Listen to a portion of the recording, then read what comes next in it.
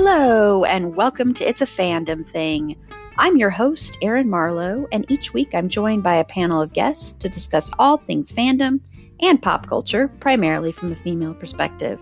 You'll find everything from fanfic, to cosplay, to Schitt's Creek, to Supernatural, and everything in between. So put on your favorite piece of fandom merch, set aside that fanfic that you're writing about your OTP, and sit back and enjoy this week's episode.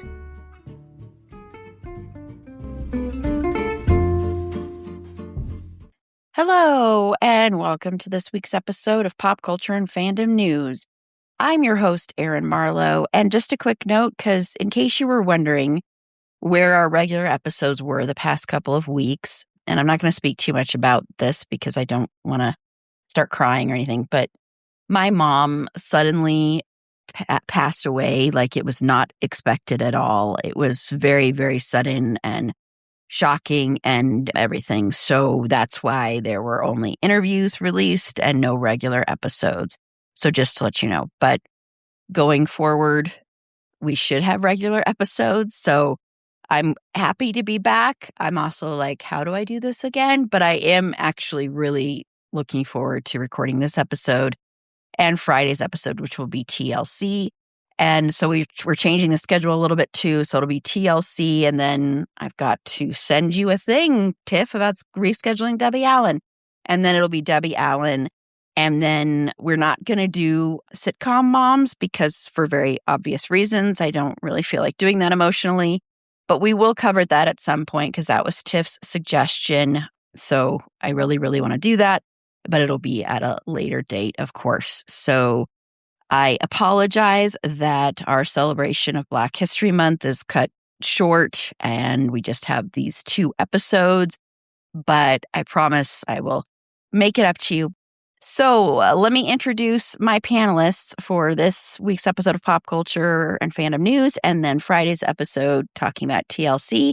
So first up from OK Real Quick, Carla. Hello, Carla. Hello, Erin. Hello, Fandom Thingers. I'm ready to talk about all things pop culture and eventually TLC. I'm very, very excited to have you on.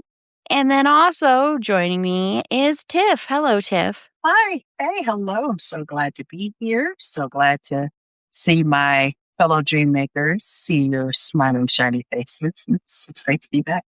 So let's get to that pop culture. Let's start like we always start these episodes with finding out, something that we are excited about or, whatever about in pop culture or fandom. So, Carla. So today I went, okay, listen, where I am, we got to be part of the amazing Double Storm event of Snow and Ice.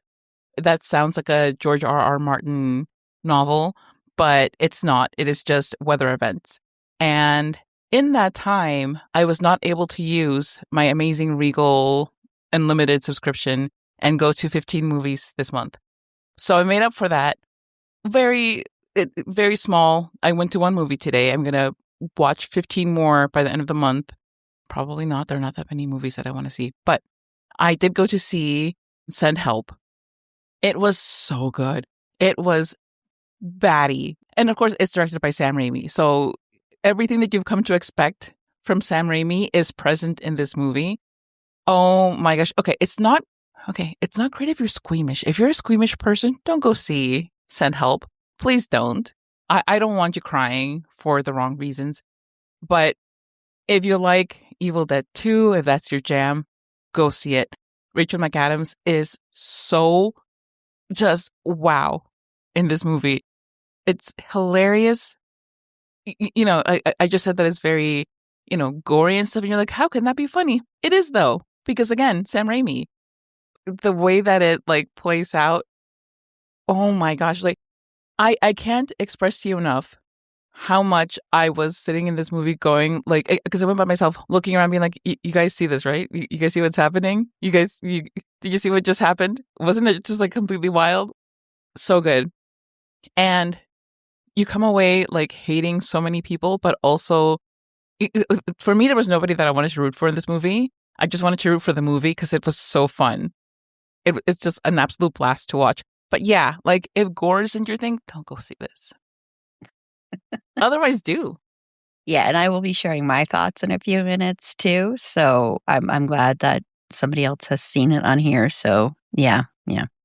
It is fantastic. So I'll be talking about it in a couple of minutes too. So yay, I'm glad that you liked it too. Tiff, if you say this too, I was just No, I haven't. It's a I self-help need- thing. Yeah, I really need to find some time to go watch it because this is like right up my alley. I love Sam Raimi. I love his method of madness. So I can't wait to go see this. But I'm going to be in your boat, Carla. I'm going to have to go by myself because I know nobody wants to come see this. I live around a bunch of squeamish folks. It's a very interesting experience going on Valentine's Day to watch a movie like this. Like, Yeah. the theater was packed. It's like the first nice day. The theater was packed and there were couples everywhere. And it's just me up there like, oh yeah, it's Valentine's Day. like this is a treat yourself moment. Yeah. So, you're like, I'm good. Yeah. So just briefly, what I'm into last week, dear daughter and I just finished Wonder Man, which is Marvel Television's latest offering. And it stars Yahya Abdul-Mateen II and Serbian Kingsley, who reprises his role. And I wasn't even thinking about this as Trevor Slattery. And for anybody who has watched anything MCU from the very kind of beginnings of it, we're introduced to Trevor Slattery in Iron Man 3 as the Mandarin. And that's this, fake terrorist. That's basically, but at this point in time, he's back on the up and up and he's like a respectable actor again. And they strike up a very odd friendship between his name is Simon, the Yaya's character, his name's Simon, and he's the one who gets cast as Wonder Man. He's a working actor in LA and he's been struggling, trying to find work. And he's got his character seems like he's kind of on the spectrum slightly. And he has very specific ideas about what his character should be doing and the motivations. And that gets him fired from a lot of projects. So that's kind of where we stand with him. But it was good. It was good. It's only 8 episodes, which I think is too short. I think Marvel Television needs to figure out a way to lengthen their seasons. If you're only going to do 8 episodes, then I think you need to do 4-hour episodes. Because when I tell you these things, they're not even 30 minutes, people. They're like 26. They're like 26. Yeah. Because you'll look up the list, as you're opening up Disney Plus, you're scrolling up and you're like, okay, 36 minutes. And then you look at the actual runtime and it stops at minute 27. And then there's like 6, 7, 8 minutes worth of credits. Not like fun credit stuff like to tie into the next MCU project or to tie into the next Marvel television. No, like literal credits, which yes, credits for those people. Yes, we love the behind the scenes crew. We love you. You can't make a television series. You can't make a movie. You can't do anything without the hardworking efforts of the crew. But stop doing this, executives, making us think that these things are a lot longer than what they are, because that is irritating. But it was good. So definitely watch it. The friendship between Simon and Trevor is like A++. Like Ben Kingsley and Yahya Abdul-Mateen II. Great job. Great job. So, and I don't think you have to be like a comics book person or like an MCU fan or even like a real Marvel fan to like this series. I think the acting and the storyline are completely separate from anything else. You don't need to feed in. It's not like a continuation of anything else that really kind of happened. So, yeah, I've heard good things about it. So you're not the only person I've heard say that it was really good. So yeah, I mean, I hardly watch anything on Disney Plus, so because I always forget about it. So I should maybe check that out. I think you would. I think from an acting standpoint, because you've done homeschool before and you study scripts and things like that, I think you would really appreciate like the craft part of it that goes into it. So I think you would really be appreciative of that. Not happy with the finale because it was, again, way too short.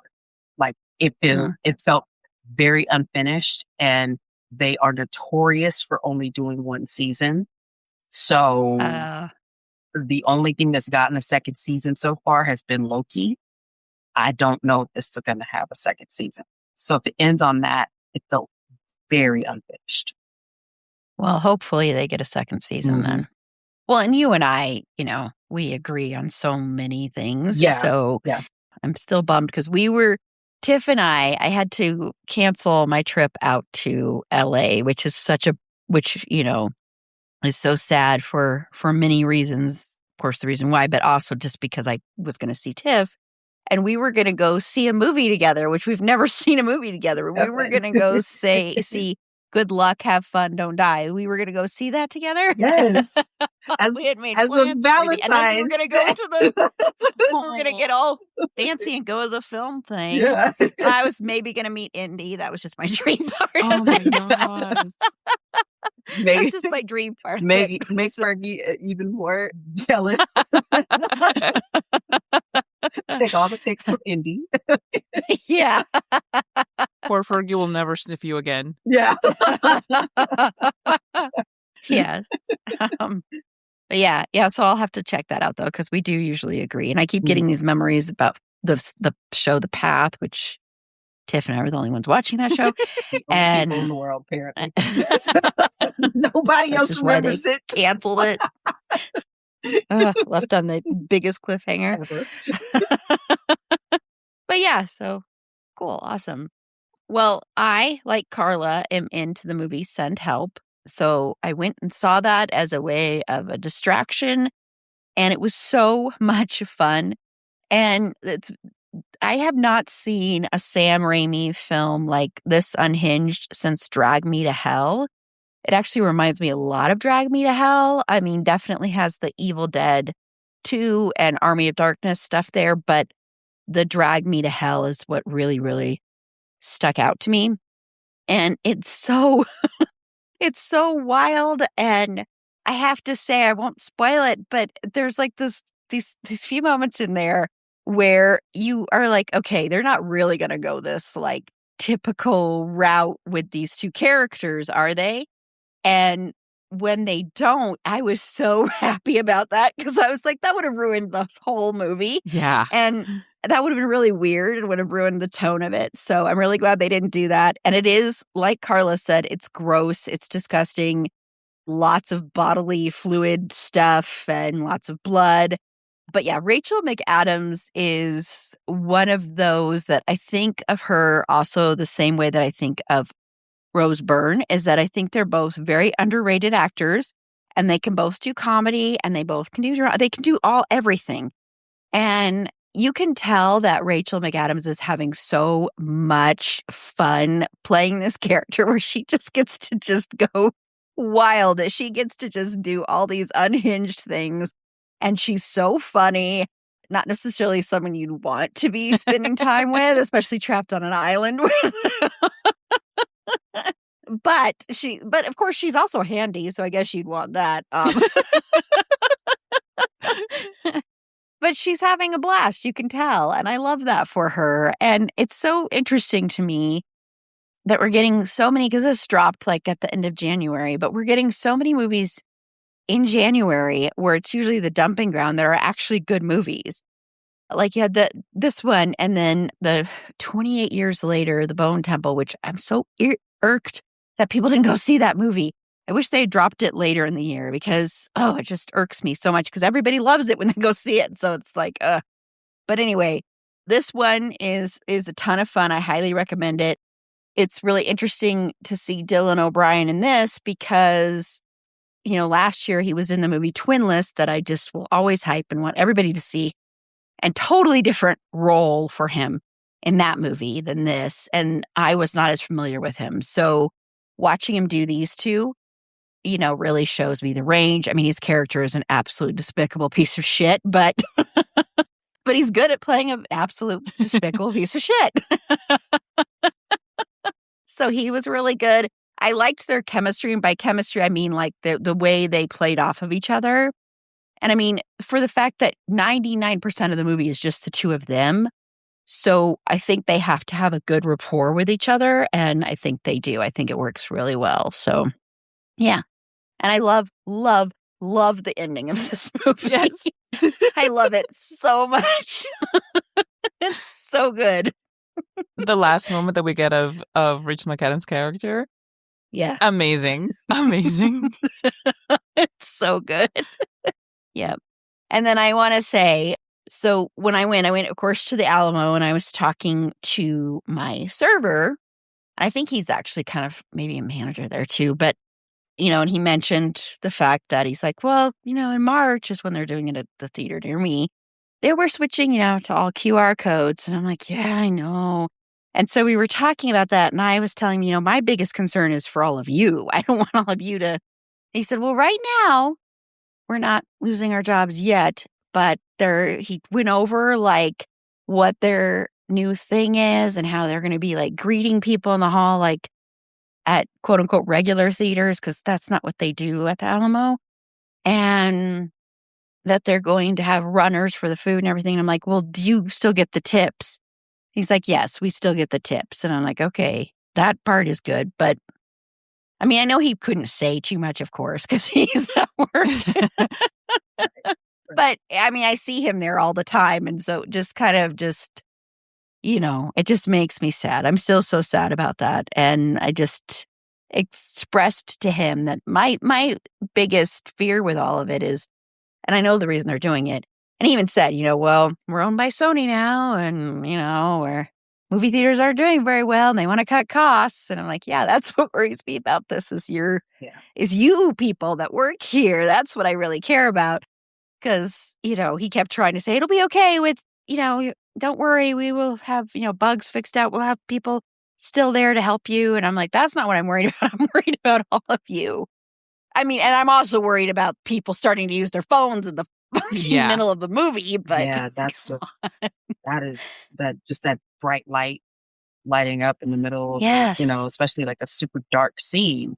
And then somebody to your left is like, it's like an iPad lighting up. It's so distracting. Yeah. It's just so distracting. My gosh. Yeah. So good luck with that. It goes against everything the Alamo stands for.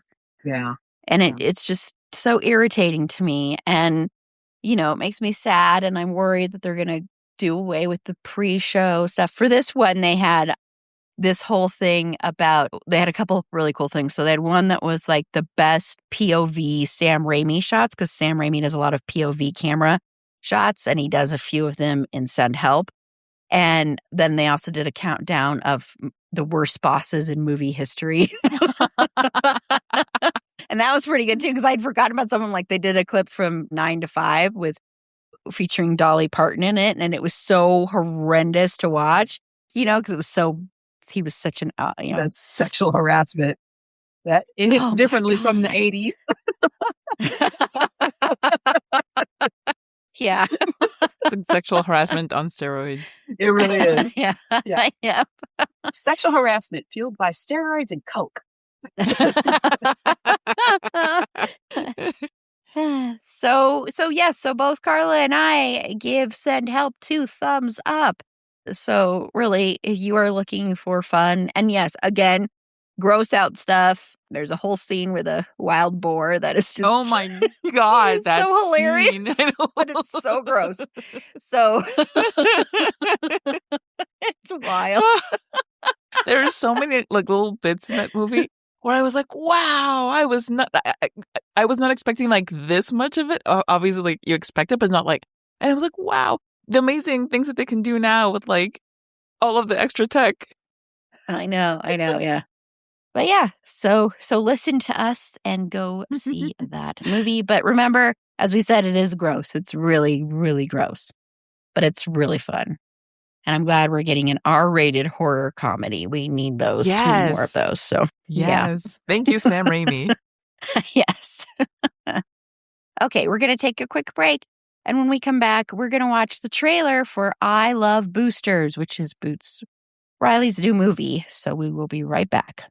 If you're anything like me, once the holidays are over, you might start feeling like you've got like a big spending hangover. The drinks, the holiday food, the gifts, it just all adds up. Luckily, Mint Mobile is here to help you cut back on overspending this January with 50% off unlimited premium wireless. Before I switched to Mint Mobile, I didn't have the high-speed data or the very reliable 5G network. In fact, I'd go like a couple blocks away and I'd lose my coverage. But now with Mint Mobile, I no longer have to worry about that. Plus, no more hidden charges on my phone bill. And with plans starting at $15 a month, you can see your phone bill cut in like half. I switched, and so should you. Mint Mobile's end-of-year sale is still going on, but only until the end of the month.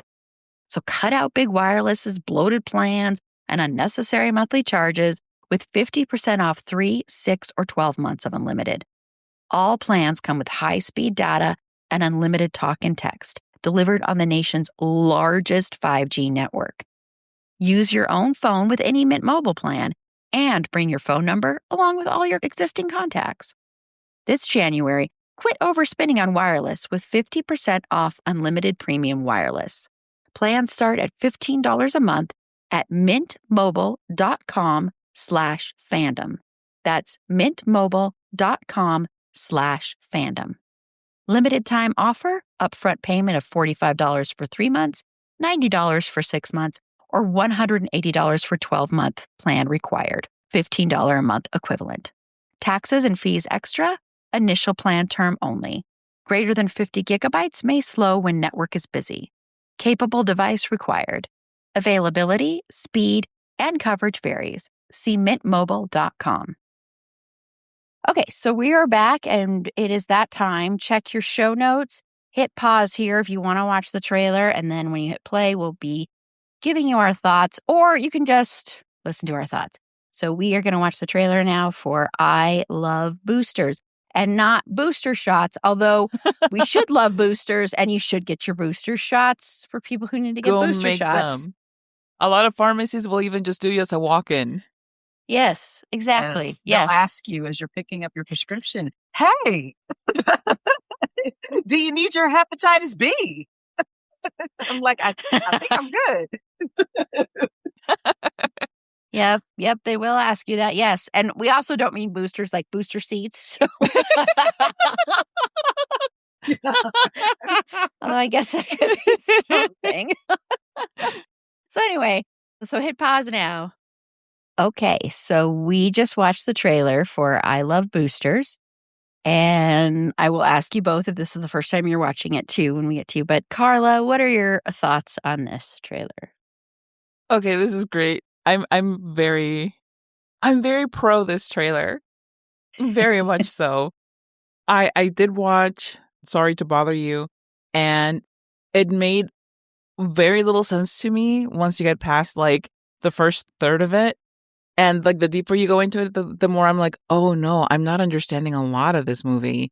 Oh no. So I am a little bit scared, but still, I'm very excited. And was it so it was your first time watching it? Sorry. It was, yeah. Okay. I didn't even know this thing existed. And now it's like Keke Palmer and Will Poulter and like Demi Moore. Yeah. Okay, Yeah. let's do this. And my birthday twin, Don Cheadle. That's right. So Tiff, was this your first time watching it then too? Yes, and like that Don Cheadle in that like Lonnie braid wig. It kind of shocked me first. I was like, wait a minute.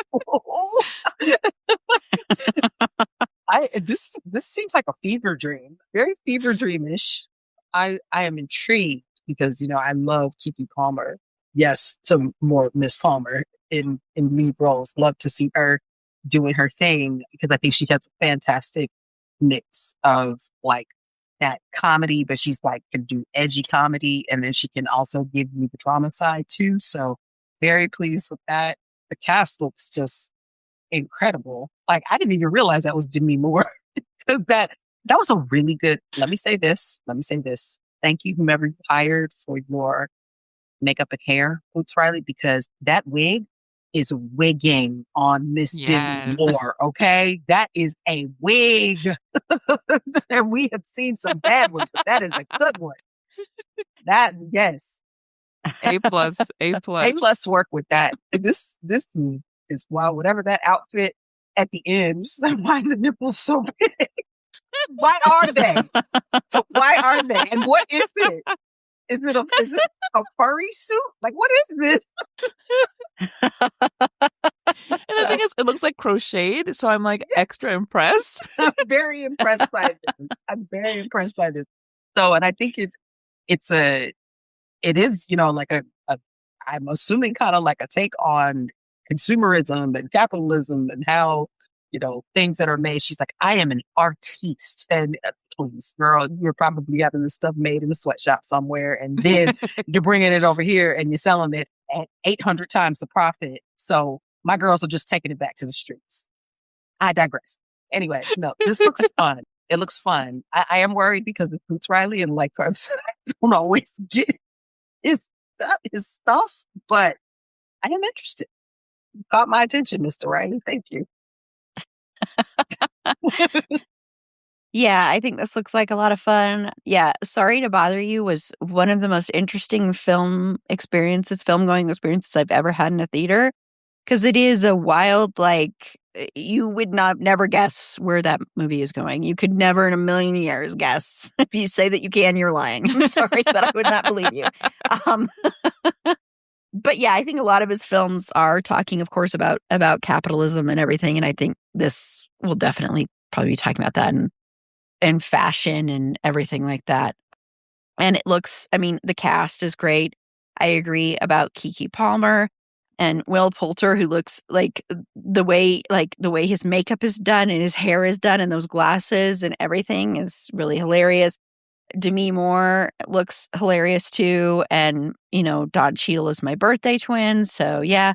And a lot of other great people in this cast. So it looks like it's going to be a fun ride. So we'll see if it does any weird twists and turns like Sorry to Bother You did. Oh my gosh, I can't wait to be utterly confused. Maybe it won't be confusing and it'll be just very straightforward. That will also shock me. So either way, I'm in for a ride. And if nothing else, if I get utterly confused and don't know what's going on, there's very nice fashion to look at. Yeah. Very interesting stuff going on visually. Exactly. Lots there of you color. go. Yeah. Yes. And Lakeith Stanfield, who was really fantastic in Sorry to Bother You. Yeah. Mm-hmm.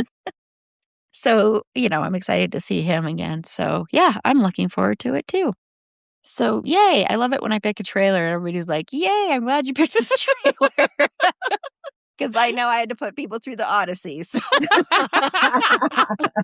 Every time I watch anything about the Odyssey now, I think of when we watched that trailer and we were like, oh, this exists, huh? Yeah, you're like, this is the thing. You're like, okay. Like, they actually did this. They actually, poured money into this. Yeah, or whenever I'm watching, anything talking about Wuthering Heights, Oh my God, yeah. Emerald Fennell. I remember showing that too. It was Sarah and Adrian, and I just remember just the reactions, especially to a certain scene where she's putting her finger in a fish's mouth. And Adrian was like, I'm going to go see this on Valentine's Day. But I just remember that. So now when I see with the legitimate criticisms of this movie, everything like that with the whitewashing and everything, but also the other critiques that I don't know if they're legitimate or not, because I never really read the book about the time period and everything like that, and and the aging of the characters and stuff too. So aging is just so off. It's so off-putting. Like, just looking at the poster when I was in the movie theater, I was like, what is this? It's weird as hell. It is so weird. It's so weird. I don't look. I love me some Miss Margot Robbie, and I've kind of maybe slightly turned a corner with Jacob Elordi, maybe. But no, y'all, you should have read the script a little bit more. Yeah, well, and and I love Promising Young Woman, and I happen to have really liked Saltburn. I understand why people didn't, but I happen to really like that one. But a lot of people have legitimate criticisms of Emerald Fennell and the movies that she does. And so thank you, Carla, for turning me on. And hopefully other people have been listening to D'Angelo Wallace, who did a whole thing. I don't know if you watched his thing about Wuthering Heights. It was amazing. Such a good breakdown. And the thing is, like, he does it. He's great and like so funny. But yeah, like really cuts into why it gives you a weird feeling when you're just looking at even just like the trailer and stuff. Yeah, I did like when he was going through the fashion and he's saying, "Don't hate me," but I actually really loved it. So that's another plus to go, another recommendation to follow him because he's really, really good. So yeah, he does some really great ones. So, about some French TikToker who lied about his dog being stolen. I would have never known about without that because I'm like, huh?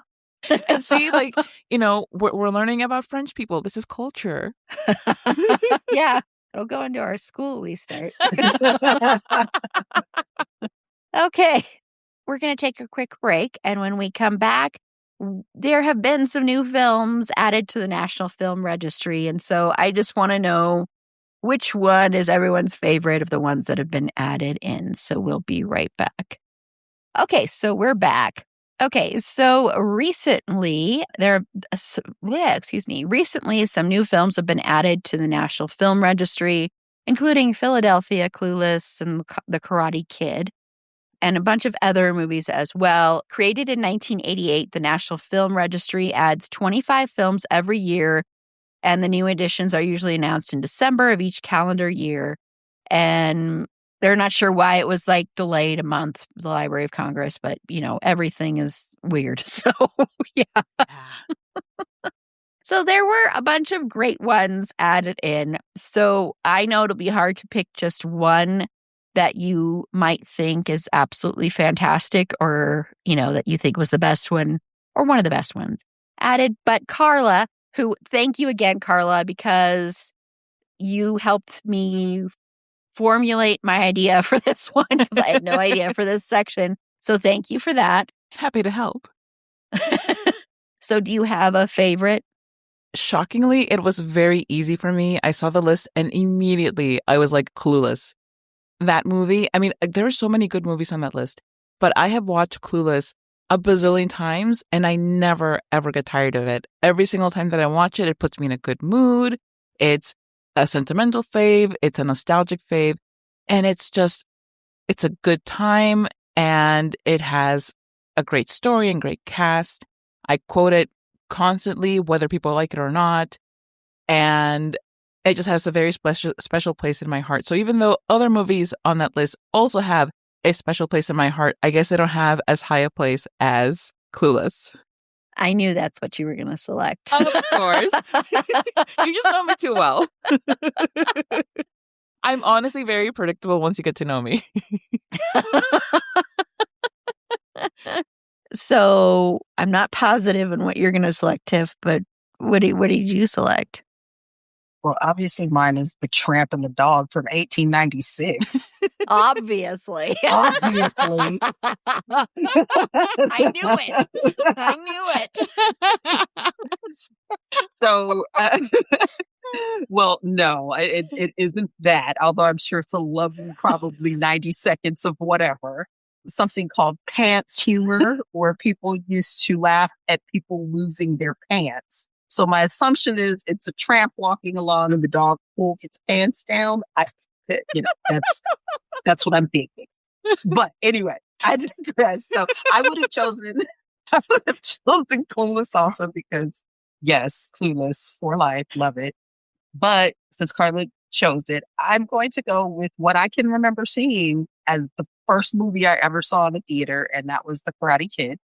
And just the cultural zeitgeist that gave us with wax on, wax off, and Mr. Miyagi teaching, taking a kid up under his wings and making him feel safe, making him feel secure, learning something new and becoming and having that build this bond with this, gentleman who lost so much. And, you have given each other this familial relationship that he was missing out on. And then obviously Daniel was missing out on also.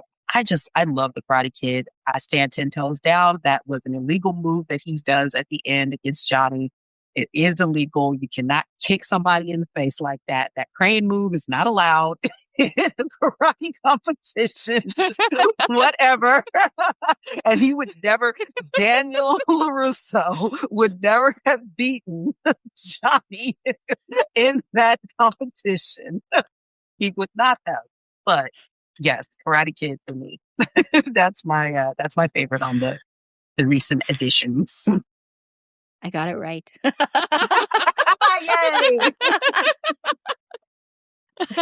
And if you want to hear us talk more about The Karate Kid, we covered that film last year on the podcast. So if you haven't listened to that, you can go listen to that as well.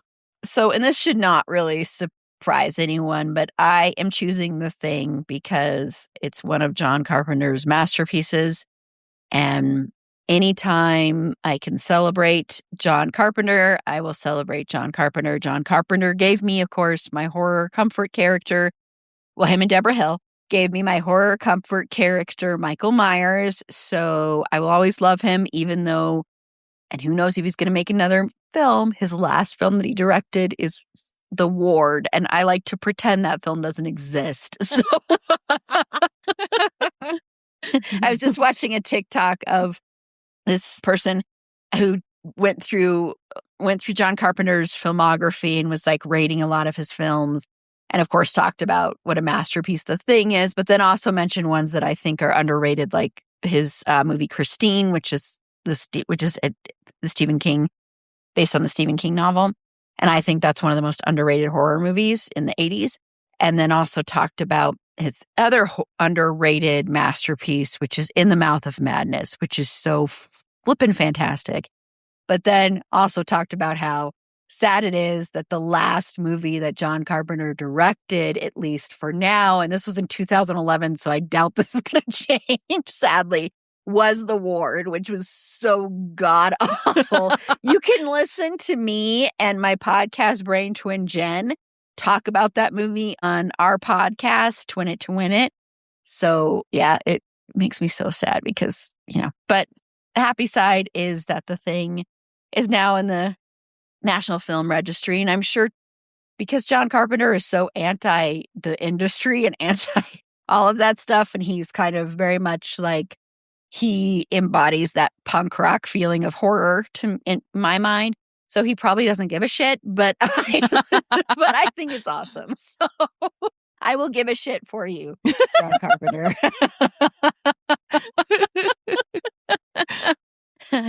So yes. Okay, well, that does it for this week's episode of Pop Culture and Fandom News.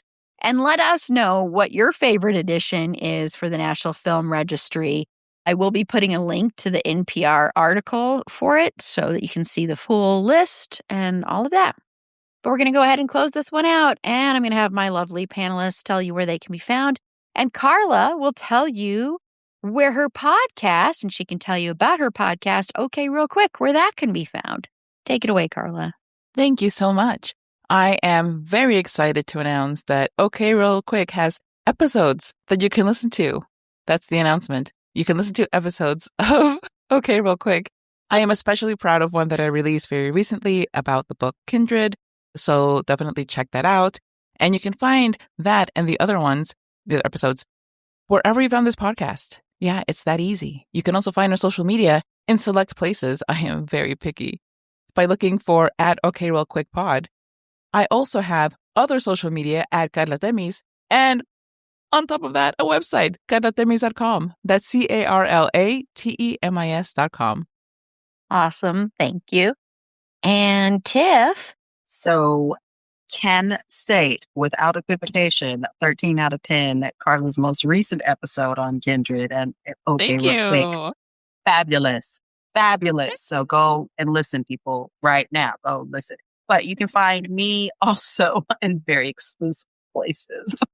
like blue sky. And yeah, I kind of sort of check it. My notifications are on. So you can find me at Who Is Tiff Is Me. Mostly I'm on the Discord where it's the Fandom Thing Pod. And I chatted up with the folks and we're a lot of fun. We talk about all sorts of goodies like the books that we're reading and the movies that we're watching and the TV shows that we're looking at. So come on in and say hello. And you can see pictures of pets there, including Fergie the dog, who loves horror movies, loves Abbott Elementary, and loves true crime. And you can follow her even though she hasn't posted a TikTok in a long time. That doesn't matter. Follow her anyway. You never know. Yeah.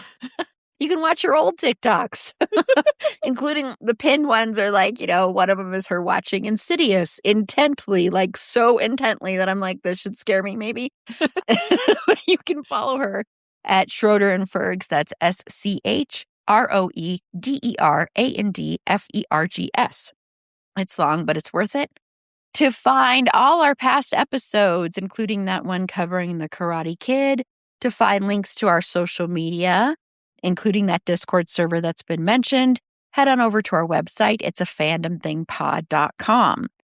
And while you're there, consider becoming a Patreon supporter today. For as little as $3 a month, you get ad-free content, you get episodes a day early, and you also occasionally get bonus episodes. I will be doing a bonus episode soon. It's just everything else that has not happened, but it will happen in March. So click the link in the show notes or go to our website again, which is it's a fandomthingpod.com, and click the Support Us tab there. And on Friday's episode, Carla and Tiff will be returning. And I will say just up front, and also watch the documentary on Netflix if you haven't. There's a TLC documentary on Netflix too. If you haven't watched that, I recommend watching that. But as a heads up, it'll probably be a lot of Carla and Tiff talking and me kind of moderating. That's the right word, right? Yes. Serving as a moderator, just as a heads up. I have stuff to say, but I just it'll be a little bit of a different kind of episode. But I'm excited to talk about TLC on Friday. I know everybody loves our music episodes. They're always so popular.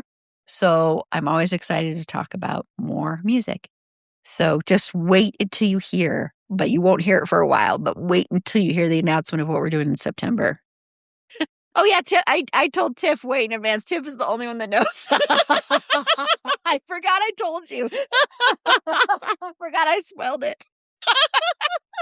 I wanted to smell the beans for so long. You can't yet. I'm not. I mean, I'm not saying a word. The beans are held. The beans are being held, but I heard like 3 songs in a row when I was on the road yesterday. And I was like, oh, this is perfect. This aligns perfectly with what she's going to be doing in September. I bet it filled you with more than a feeling. So.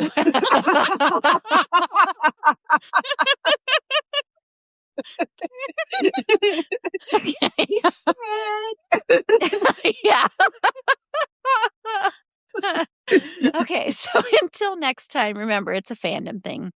Black Lives Matter, Stop Asian Hate, and Free Palestine.